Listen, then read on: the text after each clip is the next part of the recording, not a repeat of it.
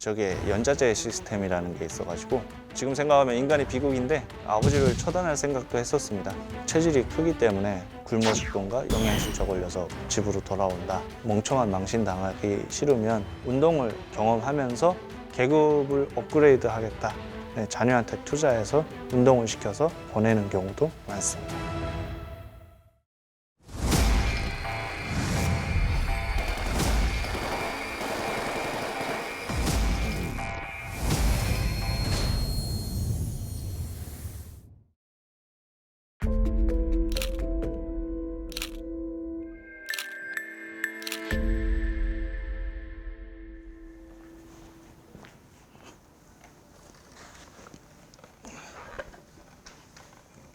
네, 안녕하십니까.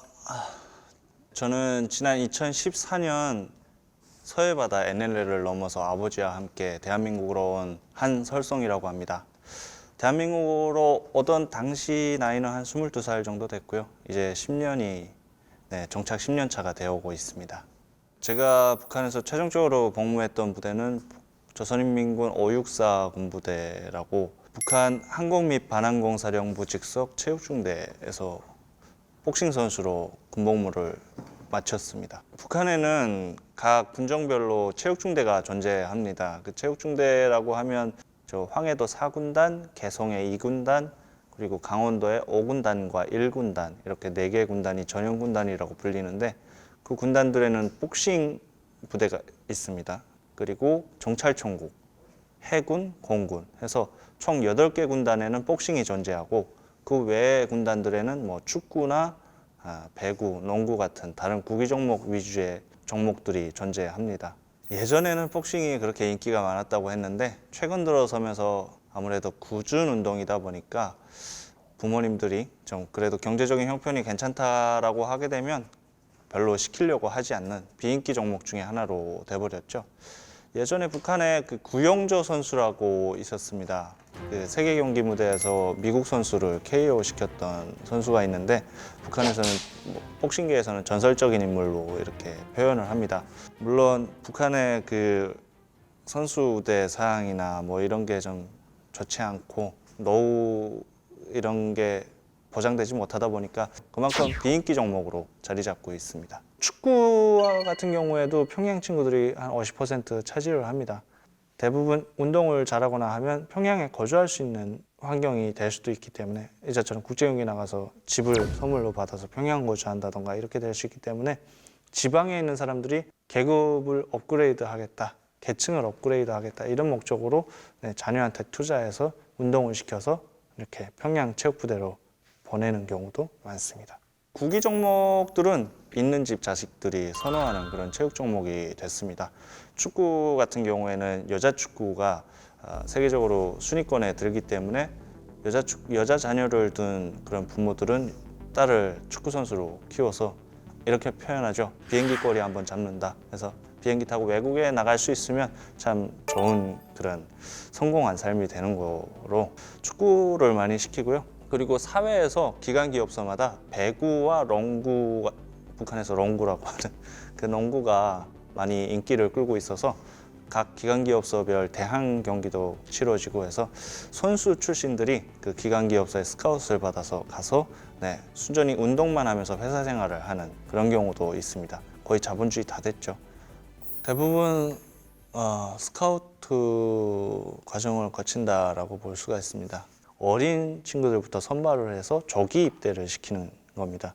해마다 3번 정도의 체육 경기 대회가 열리는데 각 종목별로 그 구역별에서 우승한, 입상한 3등권, 메달권 안에 든 순위권 안에 든 선수들이 10월에 전국 체육대회라고 해서 한 곳에 전국에 그 입상했던 선수들이 모여서 순위를 나누는 그런 경기를 해마다 하는데 그때 그 체육부대 간부들이 내려가서 양성해야 될 양성 학생들을 눈여겨보고 그 학생들을 스카우트해 오는 방식으로 활용하고 있습니다.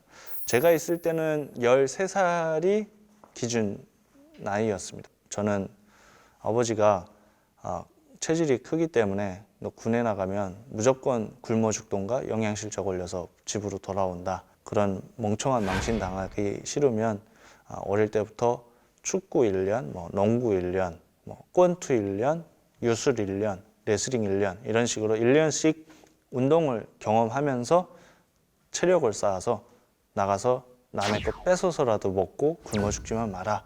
이 준비를 하자라고 해서 그것에 속아서 운동을 시작을 했습니다. 권투를 시작한 것도 14살에 이렇게 시작을 해서 한 달 만에 경기에 내보냈죠. 제가 체질이 크다 보니까 그 청소년 체육학교 선생님이 야, 너는 그냥 나가서 손만 뻗치고 서 있어도 상대방이 겁먹고 못 들어온다고. 원투만 배웠는데 나가서 경기해 해서 경기장에 나갔거든요. 근데 경기장에 나가서 3라운드 동안 터지게 맞다가 내려왔습니다. 근데 제가 체질이 크고 그래도 뭐 맞는 자세나 뭐 이런 그 3라운드를 유지하는 그 자세나 뭐 이런 걸 봤겠죠. 그래서 사이어 체육부대 스카우트 감독이 저를 보고 청소년 체육학교 감독에게 저의 집 주소랑 뭐 개인적인 학력 사항 이런 걸 여쭤봐가지고 저희 집으로 개별 입대 통지서를 떨궜습니다. 북한에 체육하는 사람이라면 꼭 가고 싶어하는 그 체육부대 아닙니까? 사이어 체육단이. 아버지도 다행이다. 일찍 가서 운동을 해라 라고 해서 기꺼이 갔던 것 같습니다. 복싱 선수니까 복싱 훈련을 받는데 일단 군인이기 때문에 군 일가를 제대로 집행을 해야 됩니다. 신병 훈련은 안 받습니다, 저희가. 솔직히 운동이라고 하면 한 달, 두 달만 쉬어도 몸이 많이 펌이 떨어진다고 하지 않습니까? 그래서 그런 부분에서 신병 훈련은 하지 않습니다. 제식 동작이랑 기본적인 규정 규율에 한해서 하고요.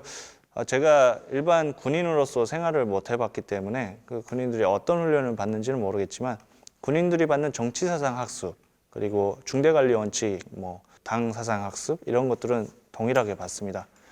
훈련하는 시간 그러니까 오전에 9시부터 12시 그리고 오후에 3시부터 6시 이 훈련하는 주 시간 빼고는 군 일가로 진행이 됩니다.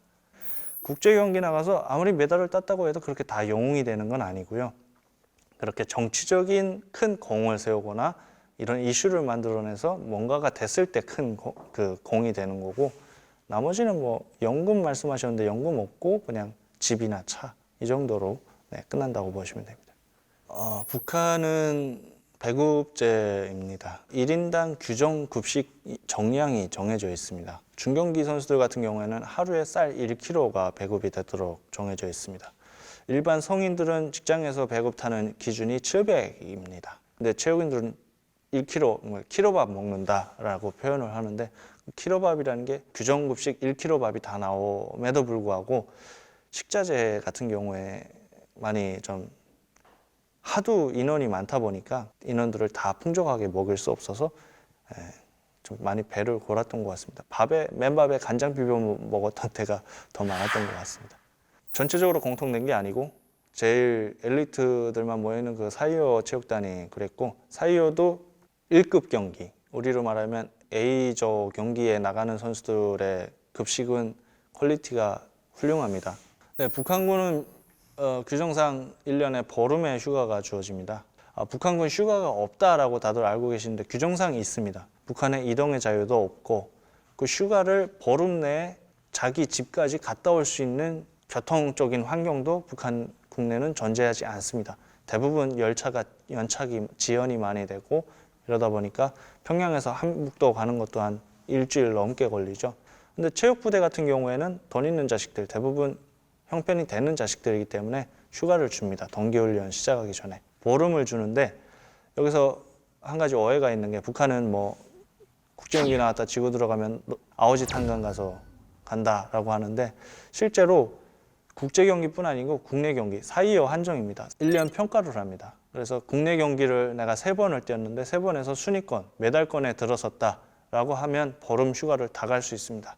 메달권에 못 들어섰지만 그래도 상위 등수까지 올라갔다라고 하면 휴가 보름 중에 뭐 5일, 닷새 정도를 주변 협동농장이나 주변 평양시 탄광들에 가서 현장 체험을 합니다. 사상 교육을 하는 거죠. 정신 교육을. 그렇게 해서 현장 체험 활동을 하고 다시 복귀해서 열흘 정도 나머지 휴가를 가고 아예 성적이 저조하다 하면 보름 전체를 막 농장일을 시키던가 탄광일을 시키고 그게 아니고 뭐 어느 정도 했다 하면 보통 그렇게 3등분으로 나눠서 휴가를 주고 있습니다. 보천부 F불상 경기대를 준비를 하고 있었습니다. 한 달 전에 경기전 준비 전에 아버지가 탈북을 하자고 하는 그런 충격을 받다 보니까 경기 준비를 제대로 못하고 경기에 나갔습니다. 중량을 감량을 해야 되는데 중량 감량을 못하고 이렇게 하다 보니까 약을 먹고 경기 당일에 약을 먹고 개체량을 했어야 했는데 그 약이라는 게 뭐 마약이나 이런 게 아니고 그 프로세미드라는 약이 북한의 중경기 운동선수들이 자주 복용하는 약입니다. 시중에 많이 팔리는 간복수 환자들이 먹으면 오줌이 빠지는 리니어제죠. 그 약을 먹고 4kg를 더 빼서 개체량을 하고 통과돼서 경기에 나갔는데 그 약을 먹으면 다리가 맥이 다 풀리고 후들후들 떨립니다. 5라운드에 그 상태로 KO 됐고 맞고 앞으로 넘어지는 선수가 있으면 대부분 한 90%는 그런 큰 사고이기 때문에 저도 맞고 앞으로 넘어졌다고 합니다. 그래서 실려 나갔죠. 우가사제대 할 때 그런 진단을 받을 때 영위했던 것 같습니다. 저희는 체육부대 월급도 저는 서위였습니다. 그 체육학원에 있다가 체육학원 때는 병 월급을 받아서 100원, 뭐 180원인가 이렇게 받았는데 이제 체육중대로 가서 서위 월급을 받다 보니까 제일 마지막으로 받았던 월급이 1,765원이었습니다. 국가대표 제외되고 뭐 답이 없어서 후변을 했는데요. 그때 제가 피던 담배가 2,500원짜리 담배였습니다. 그러면 뭐 그 담배 한 13대 정도, 12대 정도를 살 수 있었습니다. 김정은이 오면 일단 항공구락부에 찾아옵니다. 항공구락부에 찾아와서 그 낙하산 타는 친구들이랑 모형항공기 조종하는 친구들을 보는데 저희는 같은 부지에 있지만 담장으로 갈려 있습니다. 그래서 처음 왔을 때는 갑자기 막 분화하시는 그 사복 입은 호위원들이 들어와서 우리 3인 1실을 쓰는데 각 방마다 한 사람씩 들어가는 거예요. 들어가서 둥하관제, 그 커튼을 내리라고 하고 분명 우리는 5시 한 50분 되면 나가서 조기운동을 해야 되는데 일어나지 말고 주무시라고 이렇게 하고 방 앞에 서 있습니다. 그리고 한 10시 좀 넘어서까지 있다 보니까 그 사람들 철수하고 옆에 뭐 원수님 오셨대 라는 소문이 돌죠. 원수님 왔다 가셨대 뭐 이런. 우리가 기상에서 일과생활 들어가기 전에 그러니까 깨어 있을 때 오면 보통 중대교양실에 다 집합시켜 놓고 외곽에 지키는 그 병을 자기네 호위 한 사람이 같이 나가서 서고 우리 병사랑 이런 식으로 했습니다. 실제랑 똑같은 축소판 비행기들 좀 크기가 크죠. 이런 거 가지고 묘기도 하고 하는 거를 하는 그런 조정 비행기, RC 조정 비행기로 묘기하는 부대였어요. 예전에는 그 활공이라고 해서 나무로 제작해서 멀리 날리기, 뭐 기교 부리기, 그리고 꼬무 동력이라고 해서 두 사람이 꼬무줄 가지고 양옆으로 막 달리면 그게 쭉 올라가서 꼬무줄 탁 탈착되고 그 다음부터 기교 부리면서 오래 채공하는 뭐 그거 여러 가지가 있었는데 김정일 죽기 전에 김정은이 오기 시작했습니다. 그 항공구락부에. 그때는 청년대장 동지라는 호칭으로 불렸고 그때부터 그 막 기교 비행하던 제작 모형 항공기 다 축소되고 RC 비행기, 실제 비행기를 축소한 비행기로 묘기 부리는 팀으로 그냥 싹 통합이 됐습니다. 낙하산이랑 그 묘기 비행기, 그 무인기, 하늘에 높이 뜨면 소리는 들리는데 안 보이는 거 있죠. 그 하늘색 칠한 그런 비행기 조종하는 거, 그 제작해서 조종하는 거 그것도 봤고 평양항공구락부, 미림항공구락부가 있고 신의주항공구락부가 있습니다. 신의주항공에서는 낙하산, 조종 낙하산, 평양항공구락부에서는 조종 낙하산이랑 RC 비행기 이 두 가지가 있었는데 그러게요. 그 친구들은 경기를 해도 자기들끼리만 했습니다. 다른 팀이 없었기 때문에 군사 목적으로 준비하는 느낌은 아예 없었습니다. 그냥 스포츠입니다. 그 친구들은 유니폼, 그러니까 운동복을 입고 군 생활을 하는 운동선수, 저 같은 저는 복싱이었고 그 친구들은 운동선수였는데 김정은 집권하고 나서 RC 비행기도 막 전투기가 아니고 일반 그 레드불 뭐 이런 프로펠러 비행기 있죠. 그런 모형을 가지고 막 묘기를 하고 했거든요. 근데 그러다가 갑자기 그 김정은 집권하고 나서 하늘에 높이 뜰 수 있는 그 하늘색, 연 파란색 그 무인 항공기 그거 제작을 몇 번 하는 걸 제가 봤습니다. 직접 만들거든요. 나무 깎아서 자기들이.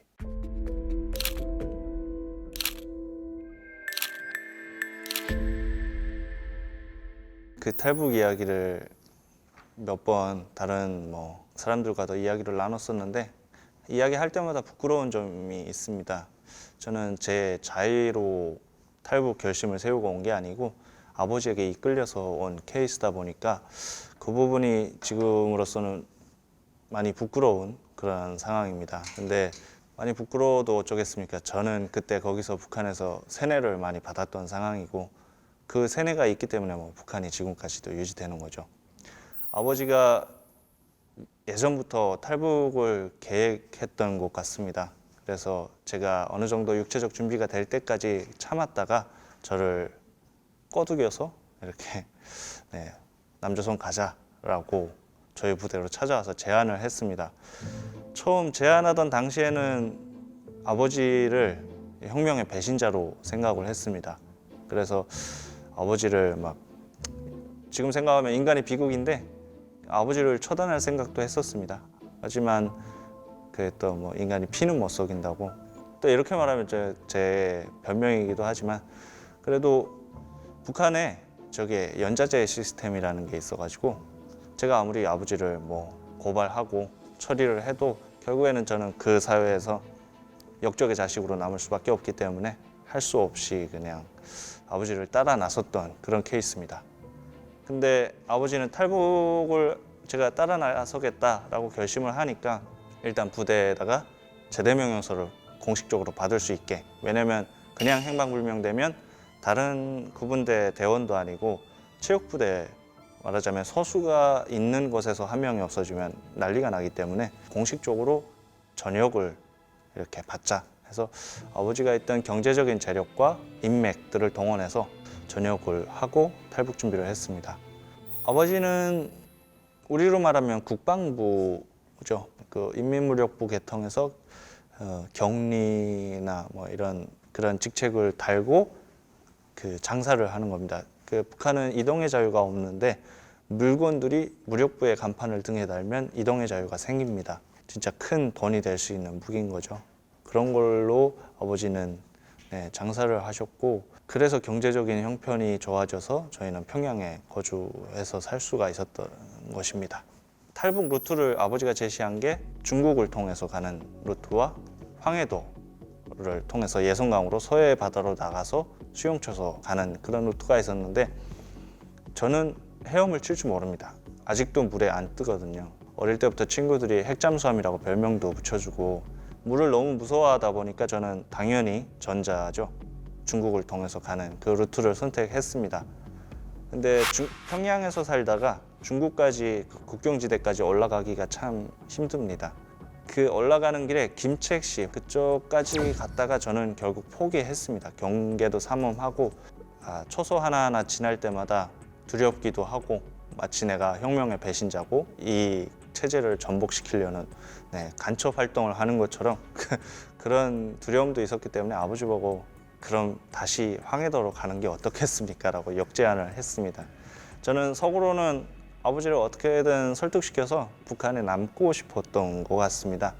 아버지가 그럼 이제 돌아서면 다시는 돌아설 길이 없다. 황해도로 가다가 죽든지 거기서 가서 성공하든지 이 두 길 중에 하나다 라고 해서 김책에서 돌아서서 다시 황해도로 내려왔죠. 대한민국과해서 졌잖아요. 북한의 탁구 선수 또 셀카도 찍었고 졌는데 그렇게 웃으면서 찍었고 들어가면 정치범 되는 거 아니냐 이런 말들이 많았는데 그런 거 가지고 정치범을 만들어 가지는 않습니다. 은메달을 딴 것도 큰 성과인데 남한이나 일본이나 미국이랑 북한에서 적대국이라고 교정하는 국가의 선수들과 해서 졌다라고 하면 북한 선수 입장으로서는 체면이 안 서고 많이 부끄러운 상황이 되는 겁니다. 근데 은메달을 땄으니까 저는 참 다행이라고 생각을 하죠. 지금 생각하면 인간이 비극인데 아버지를 처단할 생각도 했었습니다. 어릴 때부터 친구들이 핵잠수함이라고 별명도 붙여주고 그리고 물에 뜨자마자 물속에 머리를 박고 팔을 풍차 돌리듯이 돌리기 시작했습니다. 당장 죽게 된다라는 생각을 했는데 이제 사격하겠구나 라는 생각으로 눈을 감았습니다.